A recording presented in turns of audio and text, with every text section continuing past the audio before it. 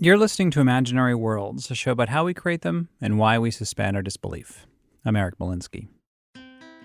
So I was about halfway through my Doctor Who miniseries when something very significant happened in the world of science fiction.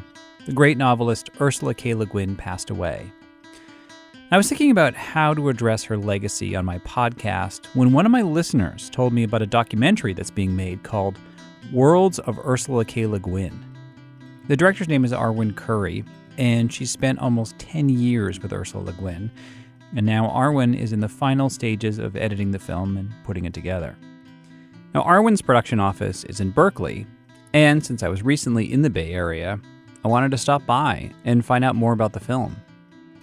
And it's funny interviewing someone who does a lot of interviews. She was adjusting her own mic, and she even anticipated the question that I was going to ask to get her sound levels, because it's the question that all public radio reporters ask. What'd you have for breakfast? So I guess it would be oatmeal. You know my question, don't you? Done a little bit of radio. Arwen actually grew up in Berkeley, and she says her father was a big influence on her childhood imagination. He was an early player of Dungeons and Dragons, and he enlisted his kids on adventures that went way beyond the manuals, and his bookshelves were filled with fantasy novels for her to discover, like The Lathe of Heaven by Ursula K. Guin. And that's a book in which the protagonist, his dreams change reality. So he wakes up from one of these powerful dreams and the whole world has changed, but no one knows it except for him. And I just loved that idea. Now, when Arwen started reading Le Guin's books, she didn't know that Ursula Guin was also raised in Berkeley. But there was something about Ursula Guin's voice as a writer and just the way she saw the world that felt very familiar to Arwen. There are things that I have in common with Ursula that have become clear to me over the course of working on the documentary, and that may be what it is in this case, is that sort of a deeply humane, deeply sane, kind of rational, scientific, but very measured and poetic approach that seemed familiar to me, perhaps because my own father was a scientist. Ursula's father was an anthropologist, and mine was a chemist. That kind of conversation about understanding things scientifically, about proving a problem, approaching a problem in a really open-minded and creative way, with an eye always toward looking to the truth, was something that I was familiar with. That voice seemed very in tune with the kinds of voices that I had in my own family. The ethnologist was a familiar character to me. The person who goes out into a strange culture deliberately, not to conquer it, but to find out about it. This is actually footage of Ursula Guin from the documentary that Arwen's making. There were a lot of anthropologists around, and I heard some of their stories talking about this. It was, it's just shop talk, and I'm listening in. But that whole idea of being the only one of your kind in a strange world was, familiar to me. For an American kid growing up in the 1930s and 40s, that is a very unusual perspective to have. To know that your way of life is just one way of life. Also, she was not treated differently in any significant way from her four brothers. She was encouraged to participate in their lively conversations and arguments and to do all the rough and tumble play and to really put herself right in the middle of it. Yeah, I remember I read some interview with her too where she was saying that people think that she's sort of very, very assertive and suffers no fools and throws her opinions out there. But she's like, this for me, this is just starting a conversation. This is what I had to do as the youngest of all these children, just to get myself heard. Exactly. And now that we're talking about it, I can say that this was another real similarity with how I grew up. And something in her voice, which was very familiar to me, was just this kind of embrace of the argument as a way of communicating, a way of getting to the truth. And we live in a society that fears that strong opinion being put out there at the dinner table. That feels like an argument. It feels like conflict, and people back away from it. And in my family, and I think also in Ursula's family, this lively intellectual discussion was just the way that people spoke.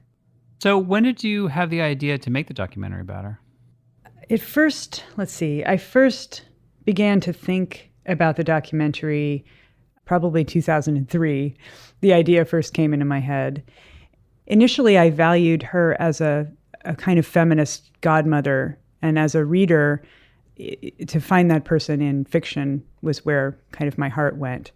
But I didn't know very much about her story. I didn't know how it would be connected to so many other things that I found fascinating and that I cared deeply about. So the more I began to investigate it, the more it became clear to me that I really did want to get into that story, and that it was a video, that it was film. Why did you feel like this is definitely got to be a film? I wanted to share the experience of knowing her and speaking with her in a way that was more direct and immediate and intimate than happens in fiction. Of course, fiction can be incredibly intimate, but it's not quite the same as sharing the room with a living person in the way that I know most people never got a chance to do. So going back to the beginning of the documentary, you had to approach her, of course. How did that go at first? First, I had to go get the training. Then I got the training. Oh, the training? Really? Yeah. I thought you had made some, didn't you? No. When I first had the idea, I was working in print. Then I decided to work on this, and it was part of the reason that I went to get my master's degree at the University of California, Berkeley Journalism School. Wow. So with in mind the idea that you would eventually make this film. Oh, wow. So it, in fact, kind of drove the direction of my storytelling and my career. Right. So step 1, go to film school. Step 2, establish yourself as a filmmaker. Step 3, many years later, contact Ursula Guin. Well, I had a little bit of help. We had a mutual friend who was a member of a collective of house cleaners who, up until the end, and I think still, cleans Ursula's house and kind of helps take care of things there. And I knew this mutual friend, Mo Bostern, who basically could put in a good word for me. So I sent Ursula my only film, which was a short documentary about compulsive hoarding, and sent it to her and said, this is my work. This is some of the writing that I've done. Basically, this is who I am in the most simple terms that I can express it, and this is what I'd like to do. And then this mutual friend, Mo, put in a good word for me, which I think also swayed Ursula to kind of entertain the idea. And then at a certain point early on, before we had met, she sort of backtracked a little bit and was looking like she was maybe having second thoughts. And that's when we met. I said, basically, let me come over and talk to you. Well, what was that conversation like? And also, were you intimidated to finally meet her? I was a little intimidated to meet her, but I was more driven to convince her to let me do this. And so that was primarily the energy that I was bringing there. I wanted to really share with her why I thought it was important and see if I could get her to see that. And what she had to overcome on her end is really significant, is just her natural kind of shyness and discomfort with being in front of the camera. And she's interviewed extensively on radio and print, but not on the camera. So we kind of had to cross that bridge. And that was just the beginning of their journey. The rest is after the break. HelloFresh is a meal kit delivery service that shops, plans, and delivers your favorite step-by-step recipes and pre-measured ingredients so you can just cook, eat, and enjoy. You can also choose the delivery day that works best for you and your busy schedule, and you can pause your account for weeks at a time if you're out of town. HelloFresh offers a wide variety of chef-curated recipes that change weekly, and they make it look easy to cook delicious, balanced dinners for less than $10 a meal. And they have lots of one-pot recipes for speedy cooking and minimal cleanup. And you can feel confident cooking with HelloFresh because the very simple recipes are outlined with pictured step-by-step instruction cards. One of the meal kits that we got was Winner Chicken Orzo with cheesy roasted zucchini and tomato. Really good.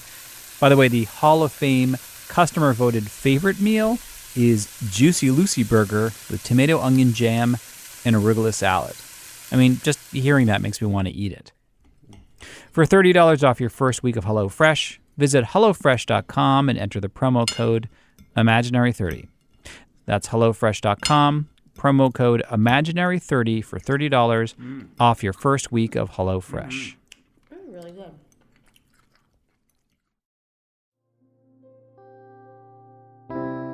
So Arwen Curry spent about 10 years filming Ursula Le Guin. In the meantime, she worked on other documentaries and continued building her career. So she had the sort of experience of meeting up with Le Guin, then they go back to their lives, and they meet up again. And then Arwen realized something. As I continued working with her through the years, I also realized that there was something basic about sort of how to live your life with integrity and grace and kind of how to make the most of what you're given. That's interesting because she seems to be someone who had a pretty, blessed with a lot of great family and all that, and not any huge tragedies, I don't think, that she had to work through. So I'm curious what it was that you were thinking in that regard. Well, precisely. She's a person who was very gifted in many ways. She was gifted with, first of all, her own innate gifts, her own incredible talent, and her work ethic, her stamina. She was gifted with her family that she grew up in, which provided not only incredibly interesting ideas, but also a framework that was supportive of her own writing and her way of working through them. She was gifted, of course, in the way that many of us are, who by being in this country at this time, by coming from a, well-to-do academic family. So anyway, she had a lot of privilege and gifts in her life. And she could have squandered it. As many of us do. Yeah. She could have spent her time wondering how she could make the most of her life while sort of frittering it away, doing other things, And we all try our best and try our hardest. But she's an example of one of the people who has made, almost the most of what she could have done. She's a kind of a guide for how to live. And by live, I mean, she's a guide for how to give back, how to use what you have to make the world a better place in a real way. It took a long time for Ursula Le Guin to become the famous author Ursula Le Guin. In the 1950s, she started out writing more realistic novels, but they weren't catching on. And when she finally decided that her talents would be best used in science fiction or fantasy, I mean, you gotta remember, sci-fi was not cool back then. It had no respect from the critics. It was not taught at all. Literature people knew nothing about it unless they found it for themselves. Again, here's Ursula Le Guin from the upcoming documentary. I kind of waded into the middle of that, and I knew that my work was not second-rate. I knew that what I was writing was of literary value. But it's sort of hard to be standing there saying, I know better than all of you do, for a long time. But my readers knew better, too. She also wanted to write under her own name as a woman, which can still be challenging today. I mean, a lot of women will choose to initialize their first name and their middle name. And actually, early in her career, Ursula Le Guin